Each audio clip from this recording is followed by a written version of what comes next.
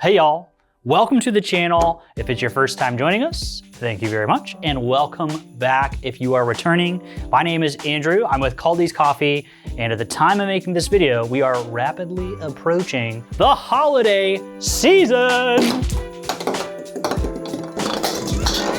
Is that what we were looking for? Yeah, that was too much. For many of us, myself included, we'll be hosting family and friends, we'll be spending some quality time together, and eating a bunch of delicious food, and hopefully drinking some great coffee. Now, to brew up that much coffee to share, we're probably not gonna be reaching for our hand brew devices like a Chemex or a French press. We're definitely gonna be going for our trusty auto drip brewers like these. So I wanted to give y'all some tips that you can use to consistently extract some tasty coffees when brewing on one of your drip machines. Y'all, there are so many different brands, configurations, and weird measurements when it comes to auto drips, and brews can get a little wild. So today, we're gonna rein all of that back in and go back to our basics. So, the coffee we're gonna be using today is our 'Tis the Season blend. This is an homage to the very first recorded blend in history, the Mocha Java blend. We have sourced a delicious, naturally processed Ethiopian coffee from Yoga Chef, and a wet hold Sumatran coffee from the Coco Wagaya washing station in the Aceh region of Sumatra. It is a delicious coffee and one that I love sharing with my friends and my family, and just giving away as gifts as well. They make really, really nice stocking stuffers. So get yourself some if you would like, and let's get to brewing. Okay, first tip, cleaning. It is so important to start with a clean machine, but let's just be real with each other. We've all done it. You brew a pot of coffee, you drink some of it, and then just forget about it, right? You've got a lot going on. You come back a couple days later and the coffee has gone a little bit rancid. You might have a big stain in your decanter and most likely a little bit of mold in your brew basket. It's gross. You feel a little bit bad about yourself, but it's all good. There's a couple of easy fixes and we'll start anew. We'll get things back to a pristine state and get you feeling good about yourself again. I highly recommend getting yourself some of this. This is Cafeza powder by Ernex. We use it in all of our cafes and you can get yourself some on Amazon.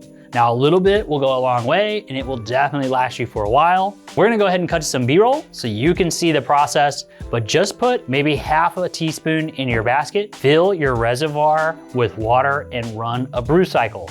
Once the water has cycled through, take your basket out and use a dish scrub inside there, and then give it a rinse. I like to let the solution sit inside of the decanter for about 20 to 30 minutes, and then do the same. You can also use a 50-50 vinegar and water solution. Now take that solution and pour it in your reservoir, run it through and let it sit. Then give it a scrub. Just run a few rinse cycles with fresh water after you're done. All right, tip number 2, coffee to water ratio.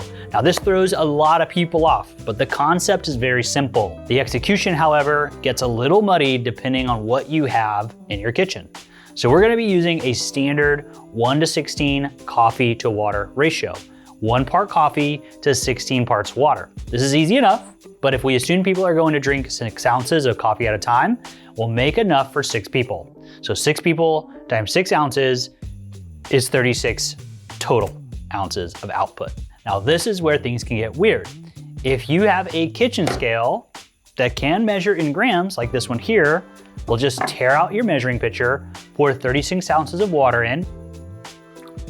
All right, so this is about 36 ounces of water, and as you can see, it's about 900 grams.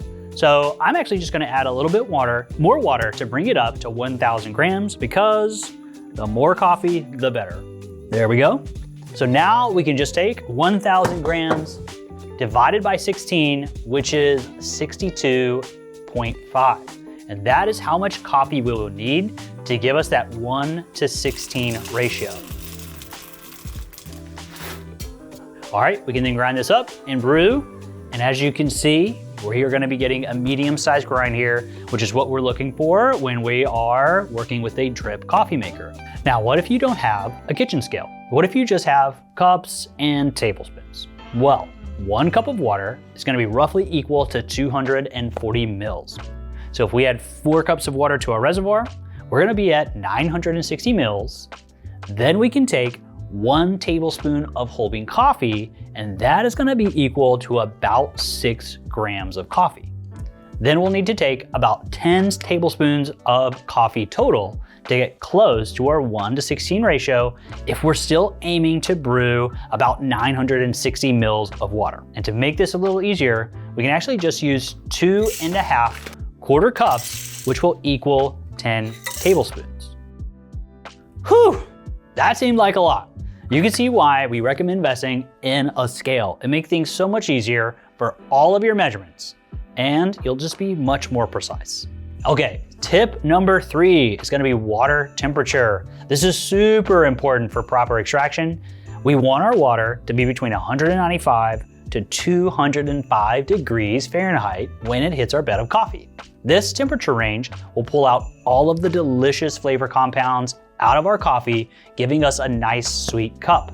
So while we were testing these out, our brewers with the heating elements in the bottom only brought the water temperature to about 170 to 175 degrees. The thermal drip coffee maker though, brewed between 195 to 200 degrees, which is in that ideal range. So how do we go about getting these types of brewers into that range? One way is to simply load up a reservoir with water, run it through the machine with no coffee, then pour that hot water back into the reservoir and run another cycle with the coffee in the brew basket. Or you could also boil the water in a kettle off to the side and then pour that water in and run it through with your coffee. Either way works and will bring your water to the temperature within the range we're looking for. Now that's pretty simple. So let's move on. Tip number 4. We're gonna do some distribution and a little hack for certain coffee brewers to achieve an even saturation. So when I say distribution, let me show you what I'm talking about.